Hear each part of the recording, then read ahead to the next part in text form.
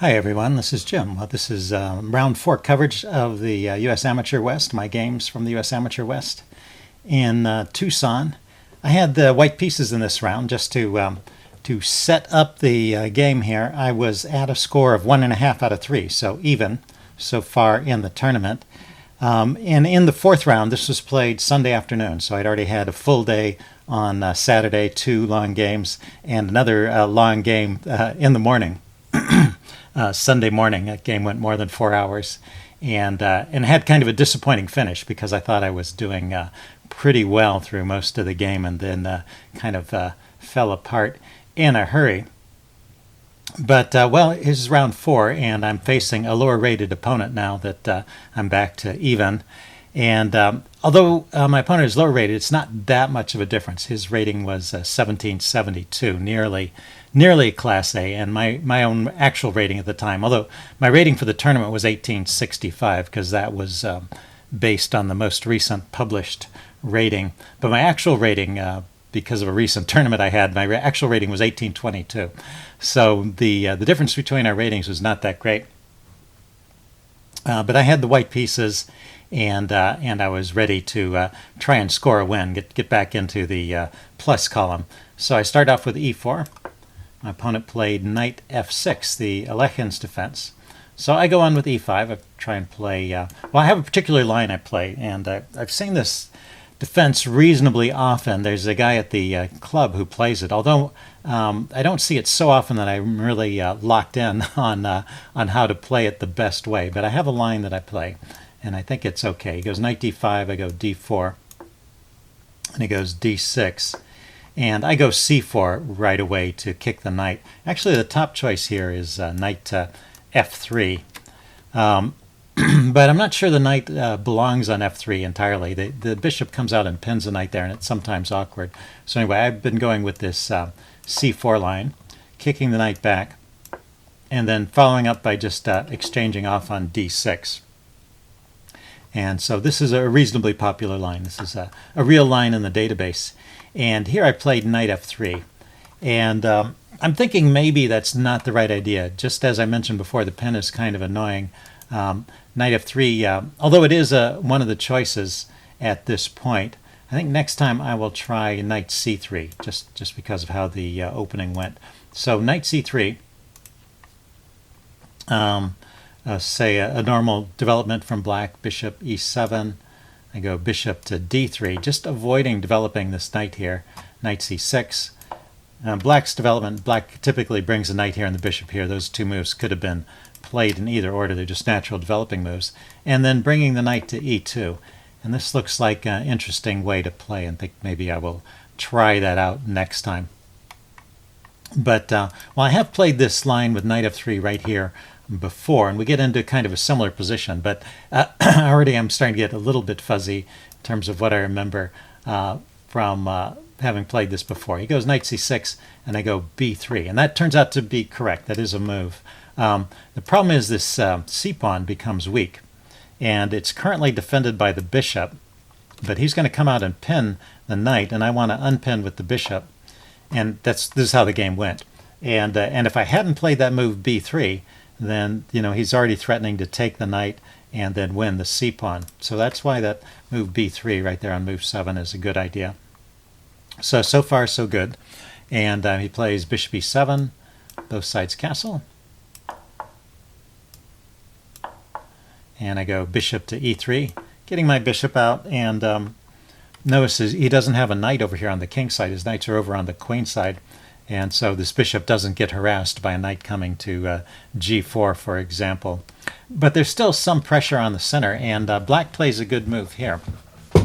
He plays d5. And once again, this introduces the threat of actually just winning the c-pawn. Bishop takes knight, bishop takes, pawn takes c4, pawn takes, knight takes.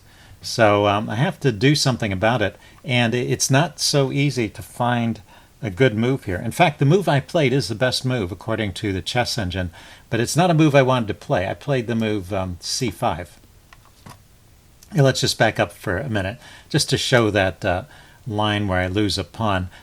Suppose I played a a move that doesn't help defend the center, but just kind of forces the action. I kick the bishop with h3. Bishop takes, and I want to take back. I don't want to mess up my pawns over here. And then d takes c4, and knight takes. So that's the line I was talking about. It just loses a pawn here, and black is much better. So, I mean, there are other ways to play, but the only way to play that preserves an advantage for white, according to the chess engine, is to push on with c5. But in a way, this is playing into black's hands. And so that's why I think I'm going to avoid this knight f3 move in the future. I'm going to play with knight c3, bishop d3, and knight to e2 next time I see this. But anyway, if I remember. But anyway, c5 still keeps an advantage for white. It's just that this is helping black in the following way. This pawn is now fixed. The center is fixed because I pushed on, so I don't have this tension on the center. And this advanced pawn can become a target. Also, he can target the queenside pawns later that may have become overextended. So even though white's technically better, this is kind of the position that the player playing the Aлекhine's defense, this is what he's kind of shooting for. So my opponent is pretty happy here. He goes knight d7, I go knight c3, just finishing our development. He brings his knight over to the queen side. So it seems like there was no good way to prevent him from redeploying that knight. It looks like, you know, black has to waste some moves. I mean, that's kind of the problem with the Alechine's defense. The knight ends up on the wrong side of the board. But he was able with 2 moves to get it back to the right side of the board. And in those 2 moves, I haven't really accomplished a whole lot. If you look at the development now, it's basically even. We all have 4 pieces out, and who's to say whose pieces are in the better position. I guess my advantage is I have a little more space on the queen side if I can hold on to it and not get into any trouble. Now, the move I played here was rook c1. I thought that was kind of a normal developing move, although the engine wants to play knight e5, and this is a pretty interesting line that I did not think of, and maybe this helps justify white's position here. Knight to e5. Let's put that on the board. Knight e5 kind of provokes this exchange. This bishop is under attack, and it could retreat, but that would also be good for white. So probably best is taking, and then knight takes e5. If he plays this way, pawn takes e5, kicks the knight, and the knight doesn't have a lot of good squares to go to. The queen is guarding these light squares here, and if the knight comes back to d7, which was the engine suggestion, then actually white just wins a pawn there. And I suppose there are problems with the knight going back to e8. Maybe you can pile up on that pawn. So, you know, the well, looking at this in advance, say, in this position where I have to make the decision, it did not look very appealing to me, this knight to e5 move. The fact that he takes brings my pawn forward, and where it might come under fire. And knight d7, you know, it looks like it's attacking those pawns. So it's interesting. Anyway, he went. I went rook to c1. I was going to say, yeah, even if I had really spent a lot of time thinking about that move, I still wouldn't necessarily consider that to be a good move in this position. But the chess engine likes that quite a bit. So rook c1, still keeping maybe some slight edge for white. And now he hops in with knight e4, which is the best move. He's playing well here. Knight to e4, and right here, the chess engine once again wants me to kind of force things with h3. Just push that pawn forward, and he'll probably take here and play this position. And again, it's kind of position that the engine gives white a slight edge here, probably based on the bishop pair.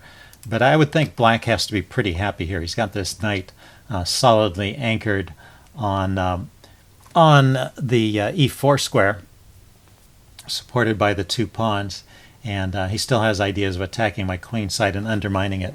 So I would say, you know, it's probably even. You know, I have in the long run the advantage of the 2 bishops, but well, black has a real solid position in the middle game and kind of a dominating knight there. So anyway, I didn't like that. I went with knight to d2 here, with the idea of preparing f3, kicking that knight away. And he took the bishop. I took back with the knight. Wanted the knight coming here to help defend the d pawn, which is coming under fire. he played f3, defending his knight, and he played f5 defending his knight, and I played f3 kicking it back. Let's see. Oh, there was one more engine suggestion here. Instead of let's see, bishop takes e2. Okay, yeah, so we played bishop takes e2. He could have played knight takes c3 there. That was what the engine was suggesting. Instead of trading the bishop first, take with the knight first. Knight takes c3, hits my queen. So I need to grab here, then take here. And then play bishop to f6, piling up on this pawn, and knight to f3, defending it. Rook to e8, pinning the bishop, and queen to d2, unpinning. And actually the engine starts to like black in this position. You can see that,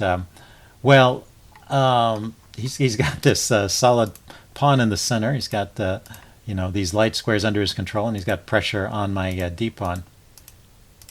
And my pieces seem a little bit piled up. This bishop isn't doing a whole lot, looking at the d-pawn and this knight, or this rook on c3. It's not clear that that's going anywhere.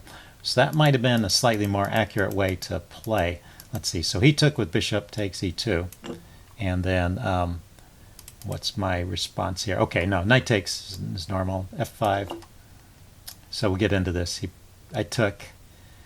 He defended his knight. I kicked it. And he went knight to g5. And right here I played knight to f4. But there is this another interesting line for me right here, which is to which I really didn't think about this one at all. This is to give up the bishop. I've already lost the bishop pair. So let's take this knight off. Cancel that. Take this knight off. He takes back, and then play the move f4. And bishop drops back. He's got some pressure on the d-pawn, but knight to f3, and everything seems to be holding. So it's kind of interesting. These pawns are on dark squares, so that means his bishop can attack them, and it means also his pawns will be on light squares, so he's got a good bishop. But it's kind of a closed position, and maybe my knights, in the long run, I can maneuver with my knights. Looks like there's some good squares around here for the knights to hop into. So maybe this is a decent way for white to play as well. Anyway, yeah, I didn't think about that one at all. I played knight to f4. And he went queen to d7. I went a3. My idea here was I wanted to start pushing these queenside pawns forward, get this pawn to b4 and then to b5, kick this knight away, and alleviate the pressure on my pawn here, on my d-pawn.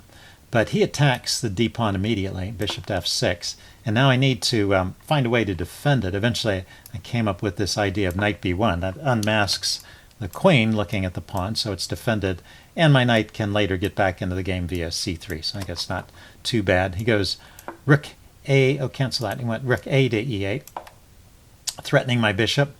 I just drop back to f2, holding on to things here. And he starts rerouting his knight with knight to e6. So up until this point, everything is fine. And I was not happy, though, even though things are okay. I was not happy with this position, feeling like I was under a lot of pressure here, all these pieces piling up on the d-pawn. And so I started looking around for a tactical solution to my problems. And there is a tactic here that I spotted. So I'll ask this question in two parts. So the first part is, can you see the tactic that I'm thinking of? Go ahead and pause the video here and see if you can spot a tactical idea here.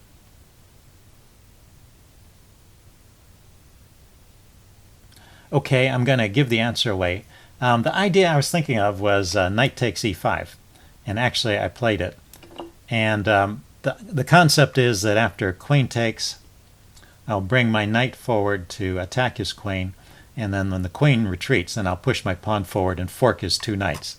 So the thing that sort of triggered this tactical idea in my mind was the fact that the two knights are here, the fact that this knight can jump into the c3 square, chasing the queen away, and then this pawn can push forward with a fork.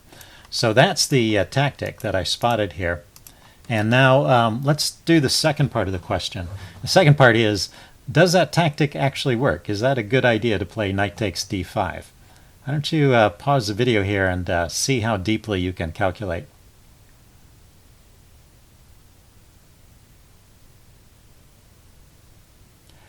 Okay, I'm going to give the answer away. Knight takes d5 is a terrible blunder, and I played it. So what should I play here? Well, the simplest way to play this, and the best, is just to take the knight off. Just trade that knight off. And let's say he takes back with the rook. Now we're back in this situation where I've got a queen and bishop. I've got a queen and bishop defending the pawn. He's got a bishop and knight attacking it, so it's all in balance.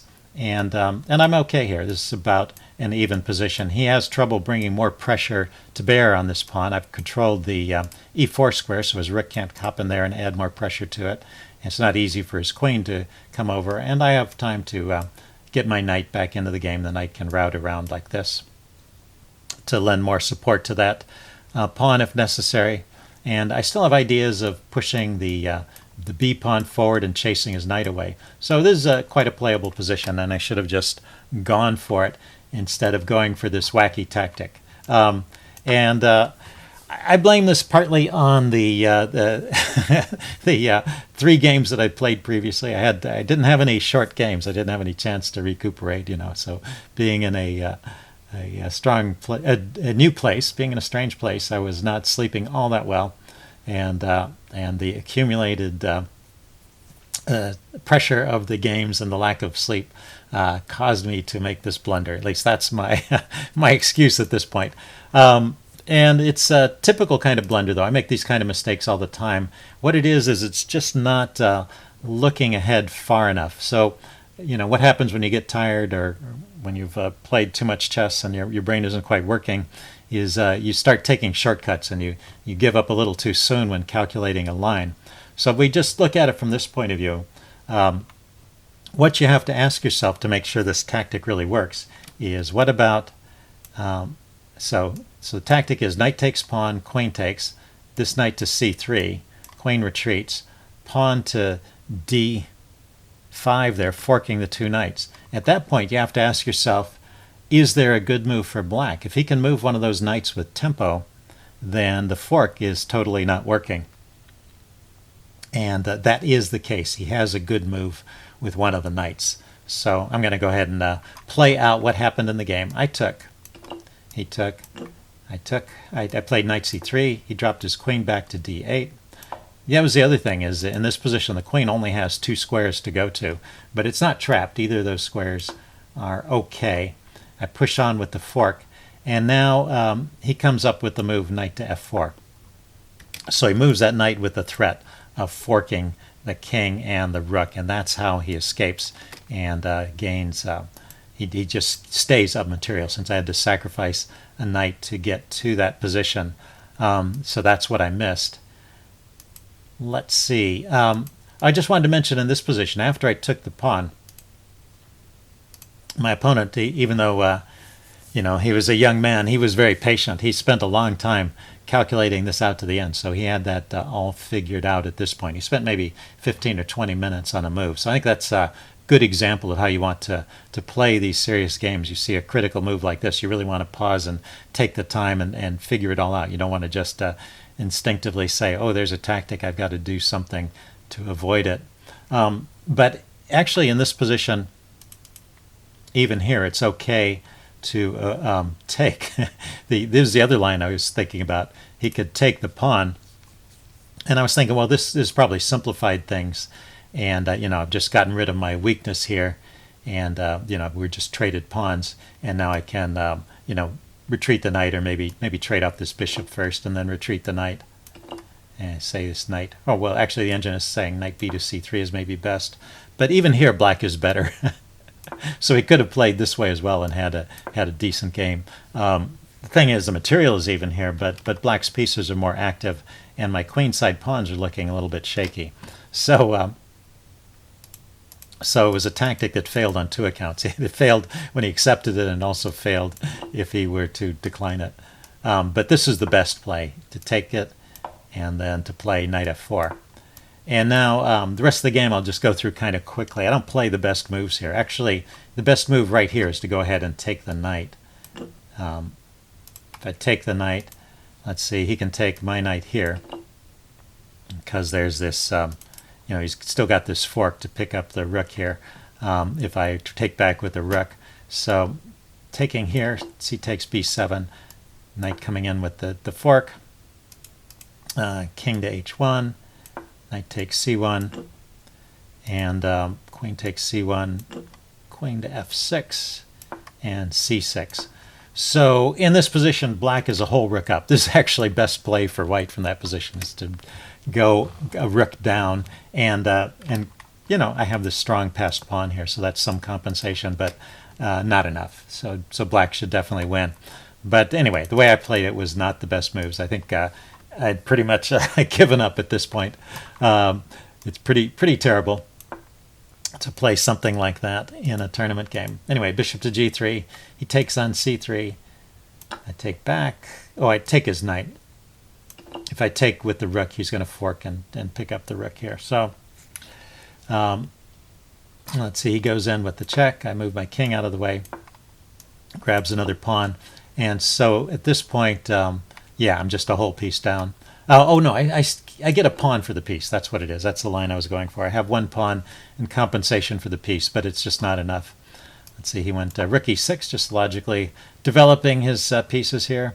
I went rook c4, maybe trying for some tricks against the pinned bishop here, but it's too slow. This is not doing anything at the moment. Let's see, and I retreated my bishop back to g3 before it got into trouble. He dropped his queen back to d8. I played queen to c2 here, hitting this pawn over here. He went queen to f6 defending. I went b4, shoring up my pawns on this side of the board. He went queen over to g6. And let's see, I went bishop to d6 here. And he played rook e2. And I resigned. So bishop d6 was not a very clever move either. But now there's no way to stop the threat of mate or taking my queen. So anyway, pretty sad finish that game, and now I'm below 50% on this tournament. So that's after 2 days. I still have 2 more games to go, and I still have a chance to get back into the plus column. So stay tuned, and I will bring you round 5 next. See you then.